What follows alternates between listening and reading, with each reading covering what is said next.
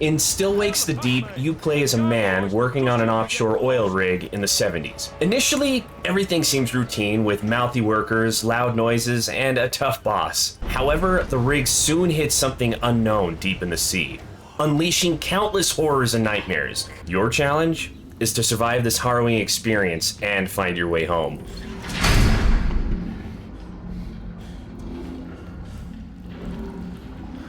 Your adventure begins with a letter from your wife, wishing you a Merry Christmas from her and the kids, hinting at marital issues due to your long absence for work. Soon after, you're called to the boss's office, meeting coworkers and friends along the way, which helps fill in the backstory. After an uncomfortable chat with the boss,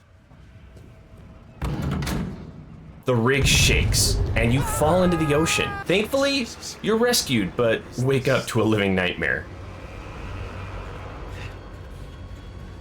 The game's language is quite colorful, with nearly every curse word under the moon making an appearance. The scary monsters you have to avoid are on the more disgusting side, featuring humans merged together and body parts found throughout the rig.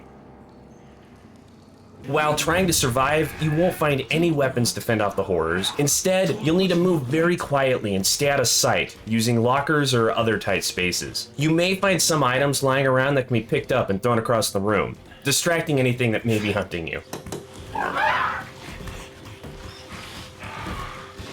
The game moves in a straightforward manner, with no side areas to explore, making it difficult to get lost. As you progress, your current objective will pop up, giving you a pretty good idea of what needs to be done next. There is no HUD to distract from the game, although this can be problematic when you're swimming and have no idea how much breath you have left, so just swim fast, you'll be alright.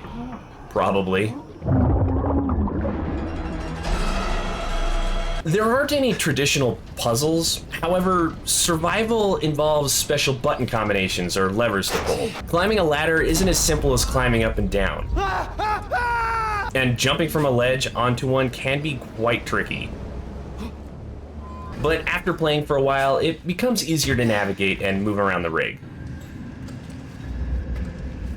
Although short, my experience with Still Wakes the Deep will stay with me for a while. The visuals weren't mind-blowing, with quite a few rough edges. The monsters did have a horrifying visage, and the environments were clear. However, the characters looked bland. And from a first-person perspective, your hands sometimes didn't seem natural. I'm giving visuals a 2. The story more than made up for the visual shortcomings. The main character's struggle to keep his life together while dealing with supernatural events was an amazing experience. I really liked the story from beginning to end, perhaps because I felt a connection to the protagonist. A father of 2 daughters working on an oil rig, an experience I know personally. Regardless, I'm giving the story a 5. See you at the left. There wasn't much in terms of gameplay. A lot of the game involved parkouring across the rig, climbing up and down to pull levers or push buttons. The sections where I had to swim underwater or avoid monsters by hiding were quite terrifying. However, there were some issues, like getting stuck in the air or the monster's tracking bugging out, requiring a restart. These problems didn't occur often, but were noticeable. The gameplay earns a 3. Replayability is low.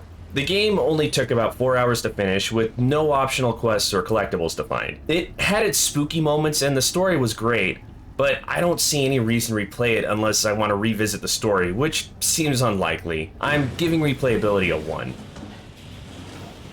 In terms of fun, the beginning was scary, as most horror games are. However, after a while, the stress levels dropped as running away from monsters became routine. By the end, it was a simple game, achieving its purpose of entertainment, earning it a 3 in my book.